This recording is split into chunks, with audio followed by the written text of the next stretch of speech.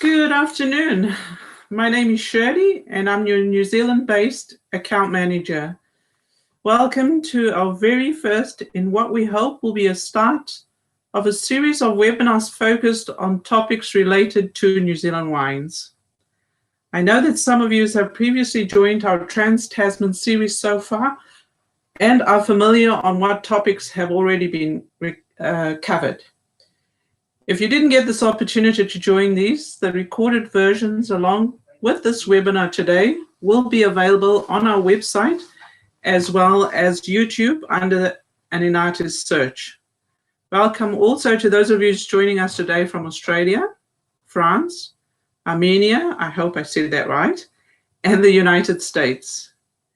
At this point, if anyone is experiencing technical difficulty in connecting to this webinar or hearing me or our presenters, please attempt to click out and rejoin the webinar. This normally does help. If not, remember the recorded version will be available soon on YouTube and on our website. Moving to today's webinar, our topic addresses the ever-increasing demand for vegan and low-sulfur wines.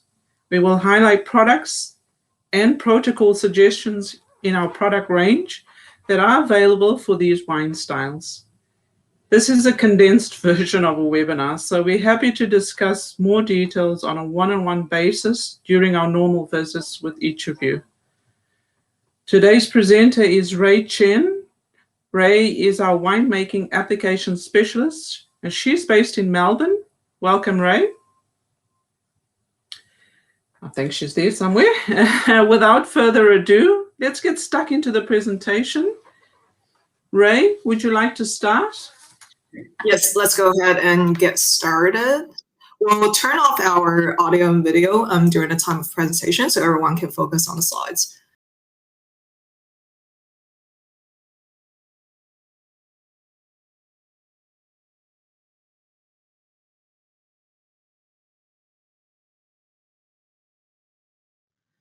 Good morning, everyone. Thank you for tuning into our webinar today. My name is Ray Chen. I'm the winemaking specialist for Enartis Pacific. Our webinar topic today is the trending products for New Zealand Vintage 2021 on vegan and sulfur alternative products. So some housekeeping rules. This webinar will be recorded and uploaded onto the Enartis channel on YouTube later. After my presentation, there will be a 15 minutes live Q&A session. So for anyone who's joining us for the first time, on the right-hand side of your screen, there's a public chat box, and that is where you type in any questions. During the presentation, we ask you to refrain from typing questions, and once the presentation is finished, you can start typing any questions in the chat box. We'll also send out follow-up material, including the presentation slides, once the webinar is finished. So let's go ahead and get started. So here's a quick agenda of the topics we'll be going through today. We'll be breaking down the oenological tools for low sulfur and vegan wines into a few sections. Firstly, the Enartis Planus range. So this is our vegan fining product range based on pea and potato proteins for aesthetic juice settling, flotation, and fining on finished wines. I'll then touch on the use of sacrificial and antioxidative tannins and why they are great alternatives to sulfur for oxidation protection at juice stage. For antimicrobial protection at juice stage, we'll look into the use of Enartis Stat Micro M, again as an alternative to sulfur to prevent growth of spoilage microorganisms. Moving on to post-fermentation stages, we'll chat about the use of Enartis Stat Micro to delay the onset of malolactic fermentation in order to reduce the risk of sluggish fermentation during winter. And for fining on wines, we'll discuss about the vegan alternatives available as a substitute to potassium caseinate and egg white. And lastly, we'll go through two protocols for low sulfur and vegan winemaking using the oenological tools we've discussed in the previous sections. For recent years, consumer interest in wines that are vegan-friendly, preservative-free is continuously growing. So several market reports have noted that young consumers in Australia and other countries are more aware of vegan wines and had higher intent on purchasing wines with sustainable, low preservatives or organic credentials. The table displayed here is sourced from Wine Intelligence on the Global Wine Opportunity Index in 2019. So as highlighted, preservative-free and sulfite-free wines were ranked 5th and 6th on the global index, and rank among the top 3 in countries such as Australia and Japan.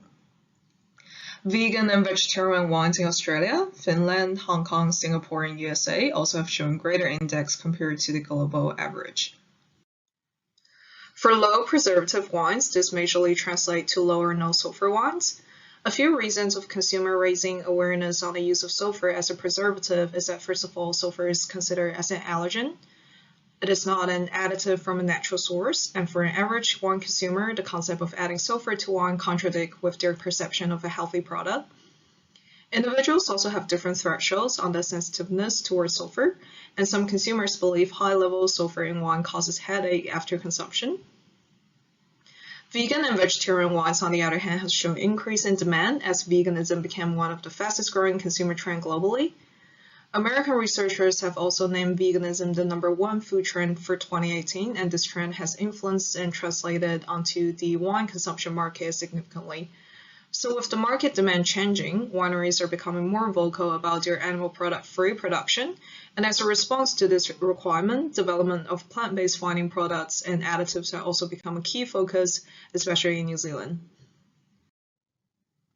So now we'll take a look at the plant protein fining products Enartis offer, which is the Plantis range. The 2 major sources of plant protein used in wine fining are pea and potato proteins. So they both have positive charges, which interact with a range of negatively charged compounds in wine, such as pectins, tannins, phenolic compounds, and colloids. Under our Plantis range, you have 4 major fining products: Plantis AF, Plantis AFQ, Plantis AFP, and Plantis PQ. These all come in a powder form, but Plantis AF also has a liquid form called Plantis AFL. Plantis AF is made of pure pea protein, whereas Plantis AFQ is pea protein blended with chitosan, and we'll explain the use of chitosan in fining products later on.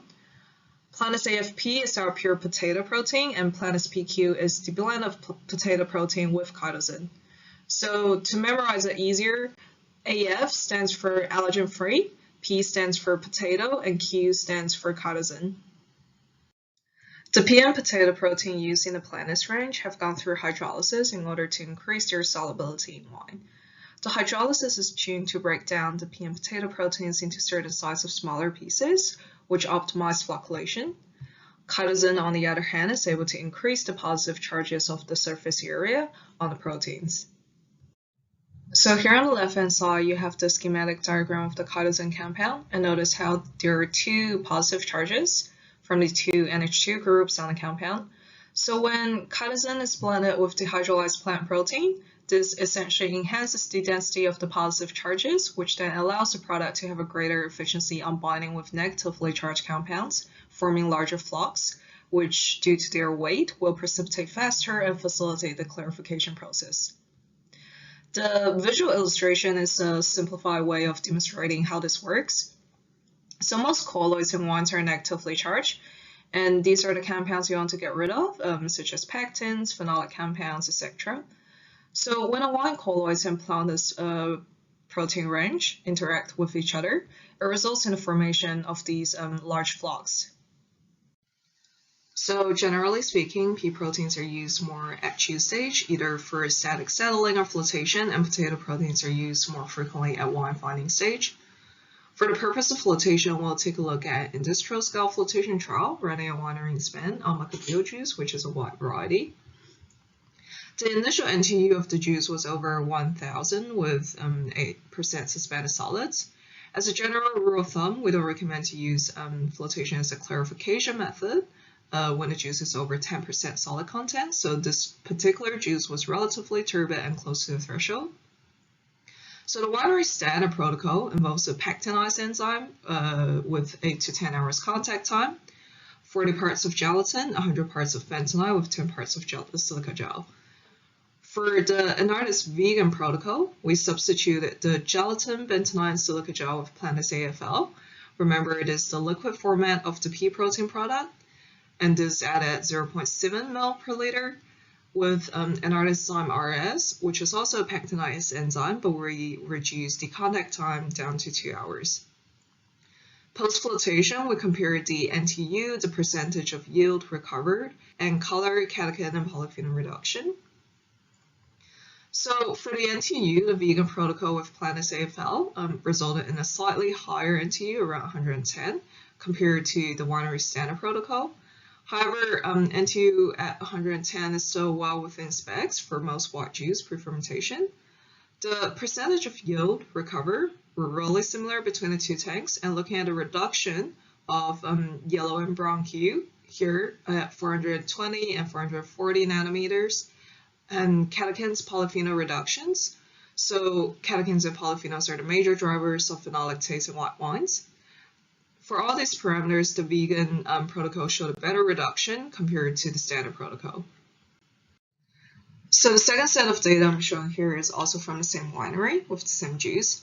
We're now comparing the winery standard protocol to the second Enartis vegan protocol using Zyme-RS, again the pectinase enzyme, with 2 hours contact time, and Planet AFQ at 150 pods. So Planet AFQ is the pea protein blend of chitosan. Now if you take a look at the NTU post flotation here, with chitosan in the blend, Planet AFQ was able to achieve a lower NTU, better clarification compared to the pure pea protein product Planet AFL. The yield recovery remains similar to the winery standard protocol, and there's a significant greater reduction on brown, yellow hue, and color intensity. And the level of reduction on catechins and polyphenols remains similar to the first vegan protocol on the previous slide. So this set of data is a great demonstration of the enhanced efficiency of fining by having chitosan in the blend. You'll also notice that due to the enhanced efficiency, when using Planet AFQ as well as Planet PQ, which is the potato protein blend of chitosan, you essentially require lesser addition rate compared to a pure pea or potato protein product to achieve the same results of clarification or fining. And this is also an advantage later on at the stage of fining wines, because for vegan fining on wines, plant proteins tend to impart a vegetal taste or smell when added at a higher addition rate. You can also use the same range of products for clarification and fining post-fermentation.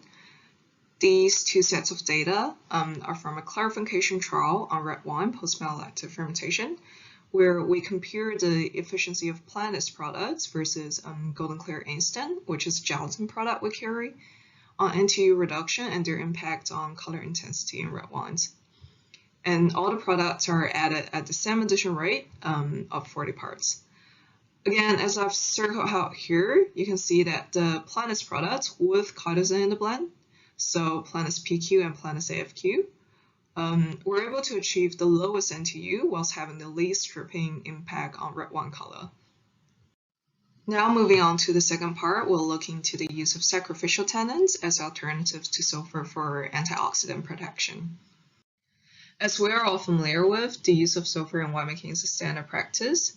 Sulfur has great antioxidant, antimicrobial, and antioxidasic properties. So as an antioxidant agent, sulfur binds with dissolved oxygen in the presence of catalyzers. This protection is effective against chemical oxidation, but to a lesser extent when the oxidation is related to enzymatic activities. Sulfur can also have a bleaching impact on the color. So there are two major types of oxidation pathway in juice and wine: enzymatic oxidation and then chemical oxidation. So enzymatic oxidation happens in juice. The major enzyme involved in browning reactions of juice is called polyphenol oxidase, PPO, also called triosinase. This is the same enzyme that turns an apple brown after you have taken a bite.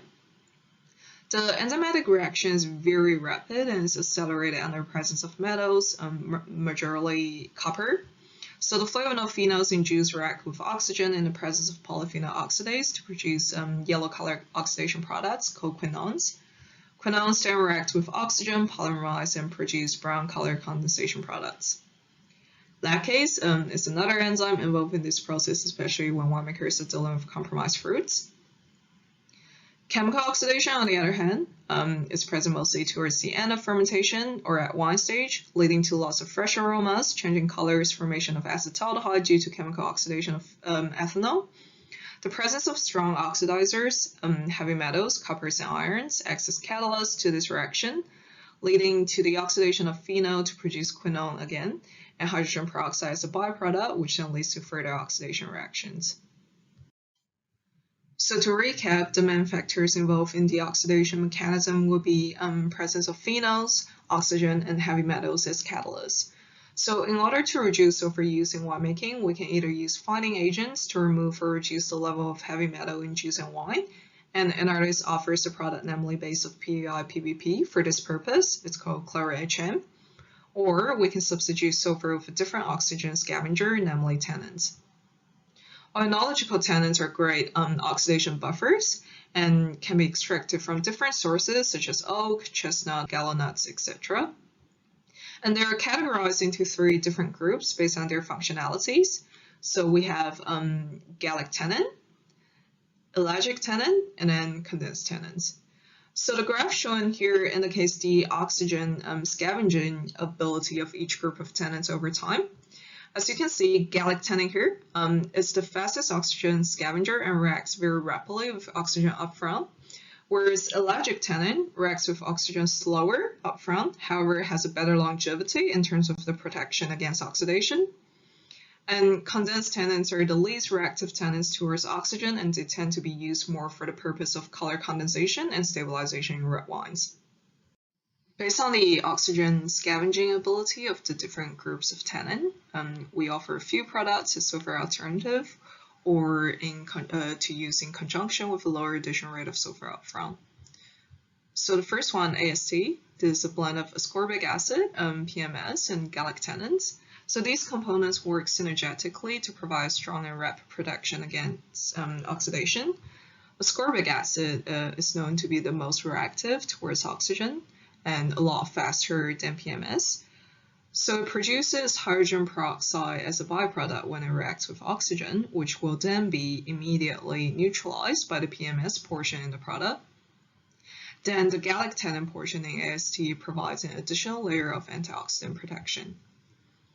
The second one is a tannin product Tannin Blanc. So this consists of purely gallic tannin. And on top of the antioxidant property we've mentioned before, it's worth noting that gallic tannin, as well as other hydrolyzable tannins, has the ability to bind to metals, so they act as a metal chelator and metal as a catalyst in oxidation reaction, as well as unstable proteins. So Tannin Blanc can be used in white, rosé, and red wines and do not impart any sensory alternations to the juice or wine. The last product is Tannin. So this is a blend of gallic and ellagic tannins, as well as yeast derivatives, which contains glutathione. So glutathione is also a strong antioxidant. It is a polypeptide, which you can find naturally in leaves. How it works is that it reacts with the oxidation product of enzymatic oxidation in juice, which forms a grape reaction product that terminates the oxidation process and subsequently limits any further oxidation.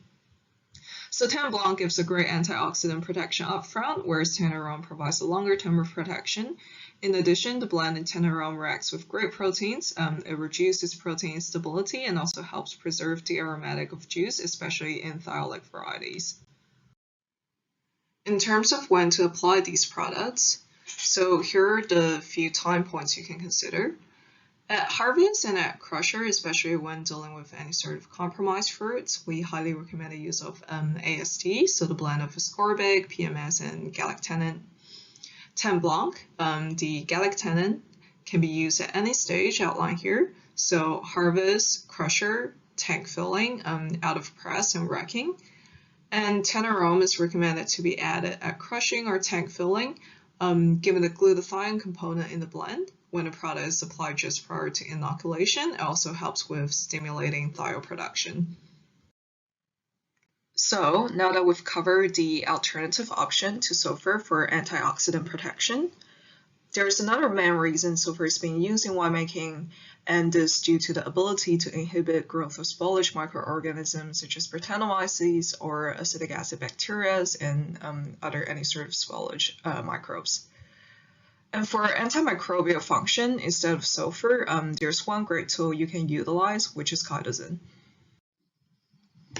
Remember, chitosan was already mentioned when we were talking about the Planet's vegan fining range, and note that we've talked about how the blend of pea and potato proteins with chitosan shows greater efficiencies on clarification and polyphenol removal. So depending on the level of hydrolysis that's performed on the chitosan compound, chitosan can be used as an antimicrobial agent as well. So what is chitosan? Chitosan is a deacetylate derivative of chitin, which is obtained from fungus source Aspergillus niger. So the antimicrobial property of chitosan is credited to the NH2 groups here, which under wine condition, it will be protonated to NH3+. And how it works as an antimicrobial agent is that the positive charges will interact with the negatively charged residuals on the cell membrane surface of any surface foliage microorganisms, as well as altering the membrane's permeability, hence allowing the organisms to expose to osmotic shock under wine environment, causing the bacteria to die off. For the purpose of using chitosan products, we offer two products. So Enartis Step Micro, which is an activated chitosan formula, and then Enartis Step Micro M, which is a blend of activated chitosan and inactivated yeast designed to be used in the turbid wine environment. The chitosan using both Step Micro and Step Micro M is activated. This process is carried out with the use of organic acids.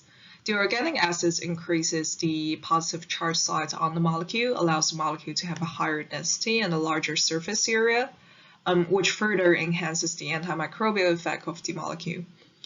So the two microscopic picture captured here shows the comparison between the surface of a standard chitosan molecule versus the surface of the activated chitosan molecule using Enartis Step Micro and Step Micro M. So as you can see, the activated chitosan molecule surface is a lot more porous, hence a higher density of the reaction sites. So these two chitosan-based products are very multifunctional as they can serve many purposes. So the flow diagram below indicates chitosan's inhibitory impact on the various species of bacteria and yeast. To start with, Saccharomyces cerevisiae activity is unimpacted by chitosan, and the inhibitory effect of chitosan on the indigenous yeast, which contributes to beneficial attributes to wine sensory profile, is also neglectable. It has a moderate to strong inhibitory impact on Acetobacter, and for the rest of the bacteria and modes, so Lactobacillus, Zygosaccharomyces, Pediococcus, oenological, Brettanomyces, and any other sort of modes, the presence of chitosan will inhibit their growth completely. Chitosan also acts by physical contact. So once the product is racked off, it will no longer be effective on protecting wine against bacterial growth. And here I've outlined a few applications you can consider using Step Micro and Step Micro M with low sulfur or low preservative wines. Firstly, with the use of chitosan, you can reduce the amount of sulfur to add to juice or wine for antimicrobial purpose, especially when you pair it up with an antioxidant tannin. You'll be able to minimize the use of sulfur at juice stage. Secondly, if you're relying on indigenous yeast strain for primary fermentation, adding Step Micro M will allow you to ensure the domination of the desired yeast whilst inhibit the growth of unwanted microorganisms from the vineyards, such as lactic acid bacteria or acetic acid bacteria species, which can spike up your volatile acidity towards the end of fermentation. This can be also used if you're carrying out a vineyard pied de cuve with the same principle to obtain a clean pied de cuve dominated by your desired yeast. On malolactic fermentation management, given the product acts by physical contact, in many New Zealand wine regions, we oftentimes face the issue of sluggish fermentations in barrels as winter temperature is too cold. So what you can do is to add Step Micro to the barrels after primary fermentation. Firstly, to ensure that MLF does not start spontaneously. Secondly, to ensure that the malic acid is not consumed by other bacteria leading to spoilage issues. This allows you to wait till spring when the temperature warms back up to inoculate the barrels whilst not having to add too much sulfur for protection in between, as a high total sulfur level can again lead to sluggish fermentation and inoculation. And remember, amongst the two products, we recommend to use Step Micro in finished wines and Step Micro M in juice, must, or turbid environment, as the inactivated yeast portion in Step Micro M will help the product to be kept in suspension. Here's a visual demonstration of the application of Step Micro M in wort juice. So we recommend in the case of compromised fruit, for example botrytis, to add 50 parts of Step Micro M at pressing and allow 60 minutes homogenization before static settling and rack off. So STAT-micro-M can inhibit botrytis spores, thus reduce oxidation of color due to lactase. And the laboratory trial data here on the left-hand side demonstrates STAT-micro-M's ability to reduce botrytis spore population down to 2% compared to the control at a 100 parts addition rate. If the grapes are in healthy condition, you can consider only one addition of STAT-micro-M prior to inoculation, and this is to assist the domination of yeast and reduce concerns of volatile acidity increasing due to the presence of other bacteria. And in red wine making, again, we recommend to add STAT-micro-M at tank filling to inhibit growth of spoilage microorganisms with an addition rate between 50 to 100 parts. So allow 60 minutes for homogenization, and if you're carrying out cold soak, the product shall be added prior to cold soak to provide an extra layer of protection against microorganisms.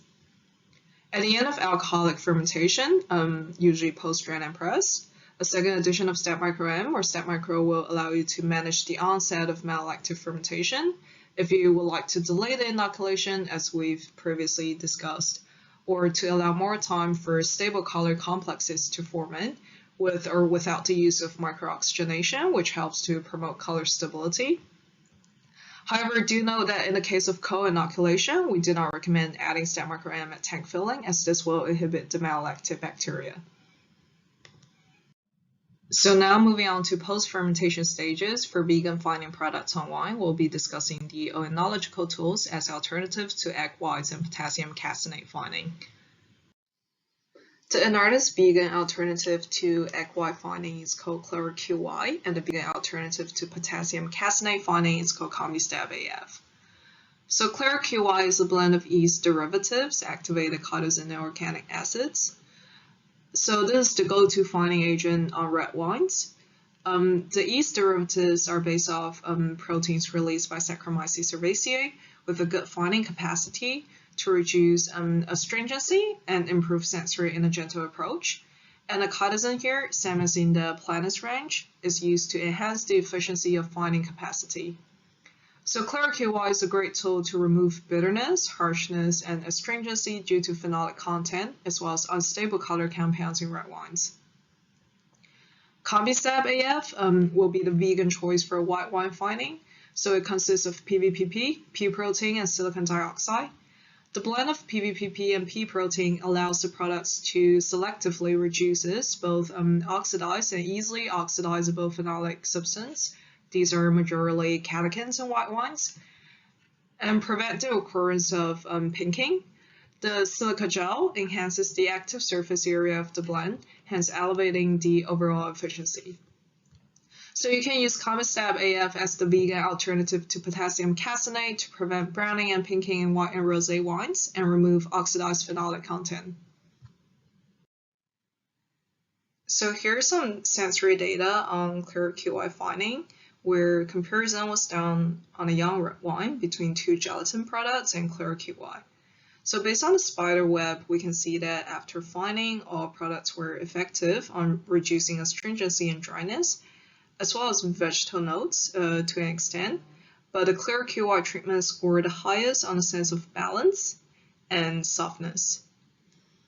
And this is because compared to gelatin fining, which is more rigorous and striping, ClearQY consists of yeast derivatives, so they absorb polyphenolic compounds responsible for astringency and bitterness, as well as unstable anthocyanins in a more unobtrusive way. And on this slide, we're showing CombiStab AF, the vegan fining agent of white wine, and its ability to remove catechins in white wine. So you can see that with 40 grams per hectoliter addition rate, the level of catechins were brought down by 95% compared to the control. So with the use of CombiStab AF, winemakers can reduce the sensitiveness of white and rosé wines to oxidation by reducing these polyphenolic content without significantly altering other sensory parameters of the wines. So catechins and hydroxycinnamic acids are the two most easily oxidized phenolic groups in white and rosé wines, and by removing them, this also minimizes the sulfur addition required to prevent oxidation. And if you're looking for one multifunctional product and want to stick with only one vegan additive throughout the winemaking process, Planus PQ will be the ultimate tool for flotation, settling, juice and wine finding. So we have already covered Planus PQ during the first part of the presentation.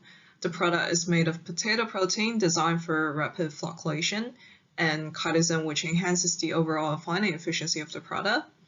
And as we've discussed before, the pea and potato protein blends with chitosan have consistently shown better results on clarification, phenolic content removal in juice, with a lower addition rate compared to standard pure pea and potato protein. So on top of that, based on the in-house sensory trials as well as comments and feedbacks we collected from winemakers, we tend to find that potato protein, when used at wine stage, impart less sensory changes on wines compared to pea protein. The sensory changes are referred to the slight vegetal notes when plant proteins are added at a high addition rate. So with chitosan in the blend, when performing finding at wine stages, the addition rate requires considerably lower, so usually around 40 to 100 parts. Hence, the impact on the other wine sensory attributes is also significantly smaller. For white and rosé wines, you can use Planus PQ to clarify the wine, to remove oxidized and easily oxidizable phenolic compounds, so again the catechins and hydroxycinnamate acids, remove or prevent browning in white wines and improve wine hue. In reds, it shows very low impact on stripping color. It can rapidly reduce turbidity, remove bitterness, harshness, and astringency. To provide a recap on all the products we've mentioned for this webinar, we've put together two protocols, one for white and rosé and one for red wines, on how to utilize Enartis oenological products to make low-sulfur and vegan wines. Starting with white and rosé wine vinification protocol, at harvest time, if you have seen signs of compromised fruit, again, we recommend the use of AST, so this is the blend of ascorbic acid, sulfur, and gallic tannins, added to picking beans at 100 to 200 grams per ton to limit and prevent further microbial oxidation to the juice. At pressing, you can either add Tan Blanc as an antioxidant, or if you're dealing with an aromatic variety, Tannerome can be used both as an antioxidant and as a way to preserve the aromatic precursors in the juice. Stat Micro M, the chitosan-based antimicrobial product, can also be added at press if you're dealing with compromised fruit. Remember, Stat Micro M has the ability to inhibit the growth of molds and therefore can further provide an extra layer of protection to ensure a clean onset of the fermentation. For clarification and settling, either static or flotation, we recommended a combination of Zyme-RS, our fast-acting pactolytic enzyme. So remember when I demonstrated the flotation trials, it only took 2 hours contact time for Zyme-RS to pactane stabilize the juice. And then the use of 1 hour Planus range finding product. So you have the choice of Planus AF, the pure pea protein, Planus AFQ, the pea protein with chitosan, Planus AFP, the pure potato protein, or Planus PQ, the potato protein with chitosan in the blend. Prior to inoculation, to supplement a ferment with nutrients, you can use Nutriferm Energy, which is a blend of amino acids, vitamins, and survival factors to ensure a successful buildup of the yeast biomass up front. And if you're carrying out an indigenous fermentation, add Stat Micro M to encourage the dominance of yeast over other microflora. At 1/3 sugar depletion during alcoholic fermentation, Nutriferm Advance can be added to encourage a clean and smooth finish of the fermentation, and this is a blend of DAP with inactivated yeast holes. Once the wine is racked off gross lees, during the transfer, a small amount of Tan Blanc can be added again to protect the wine from oxidation, and Stat Micro can be added to the rack wine for antimicrobial protection. And in case of post-fermentation finding, Combistat AF will be your choice of vegan alternative to potassium caseinate to remove oxidized or easily oxidizable polyphenols and enhance overall mouthfeel. Moving on to red wines, again for compromised fruit in the vineyard, you can add AST to the picking beans at 100 to 200 grams per ton. Also, a reminder that we have winemaking protocols dedicated to dealing with compromised fruits, so either botrytis or powdered mildew infected fruits. So if anyone's interested in taking a look at those, please send me an email and I can share the information. At crusher, again, you can use Tannin Blanc for antioxidant protection or another condensed tannin-based product called Tannin Rouge. And this acts as the sacrificial tannin used at crusher to bind up with must proteins, allowing the phenolic compounds and free anthocyanins to be extracted into the must and juice. Zyme Color Plus is a color extracting enzyme you can add either at crusher or at the beginning of cold soak if winemaker wishes to enhance their colors in wines, especially for varieties such as Pinot Noir, which is naturally low in anthocyanin content. The nutrient strategy for red winemaking remains the same as for the white and rosé winemaking protocol, in which you can supplement the must with organic nutrient at onset of fermentation and provide inorganic nutrient at 1/3 sugar depletion during alcoholic fermentation. Once the must is strained and pressed, there is an optional step where you can utilize color-stabilizing tannins in conjunction with macro-oxygenation to promote condensation of color compounds. So these two color-stabilizing tannins are called TAN-V and TAN-E, and the addition rate of oxygen shall be around 10 to 15 milligrams per liter for a duration of 3 to 7 days, depending on your desired outcome. And if you're interested in this and other winemaking strategies for color stabilization in reds, we also have protocols for such practices, so send me an email and I will be able to share more information. As we've mentioned in the previous slides as well, if you wish to delay your malolactic fermentation onset for a certain period of time, step marker M can be used for this purpose. Upon MLF completion, if you're racking from tank to a barrel, a small amount of Tannin Blanc can be added as and stem micro is recommended for barrel aging reds to protect the wine against bacterial spoilage. And finally, to adjust the phenolic level, reduce harshness, astringency, or bitterness on the palate, clear QY will be the vegan alternative finding product to egg white. So this concludes our presentation part of the webinar. Thank you everyone for your attention, and in the follow-up email, we'll attach the presentation slides for your reference. Now we'll move on to the live Q&A session. For anyone who has a question, please type in the public chat box on the right-hand side of your screen, and we can take a look at those together.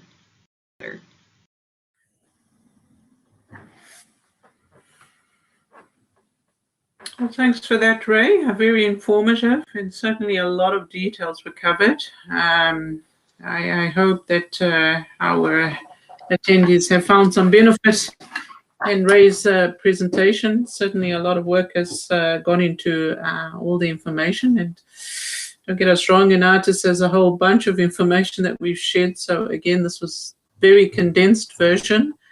We're happy to share these topics in a one-on-one basis during our visits with you.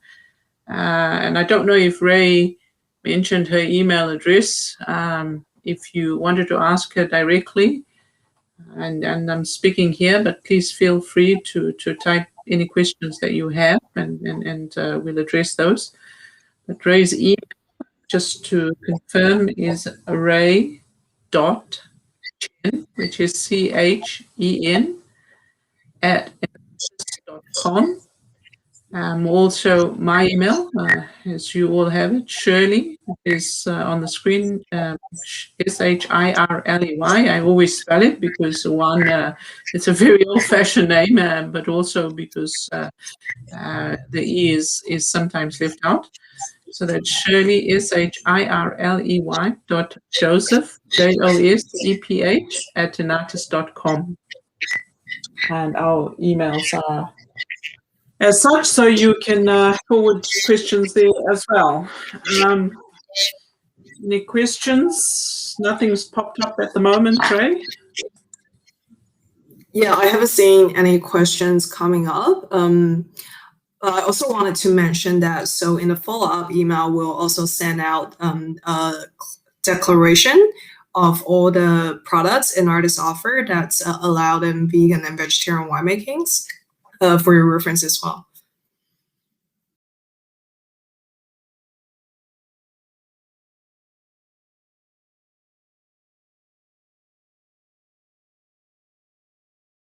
Smart people. We understood everything you said.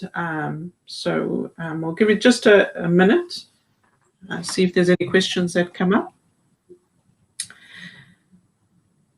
But Ray mentioned that the vegan and vegetarian list will be in the follow-up email to this presentation, but also included in there will be New Zealand only, and I mention this because they registered in New Zealand only, bio products.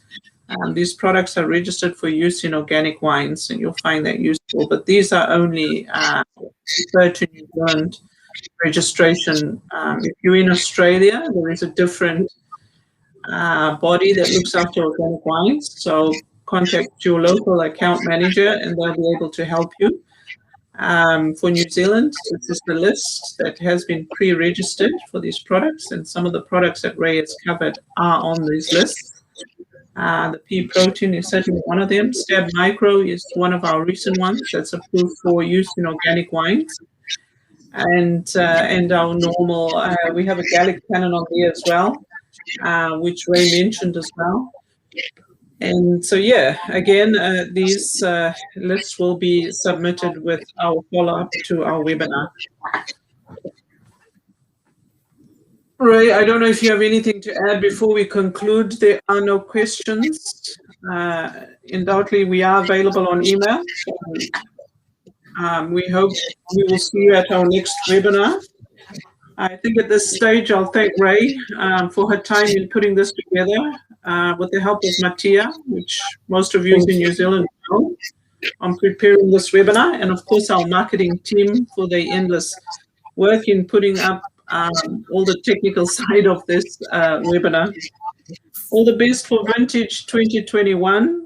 Here in the Southern Hemisphere, it's well underway, so I appreciate your time. We look forward to tasting these wines for sure. Thank you, Ray, again. Thank you all for joining us today, and see you at our next webinar. Thank you, everyone. See you next time.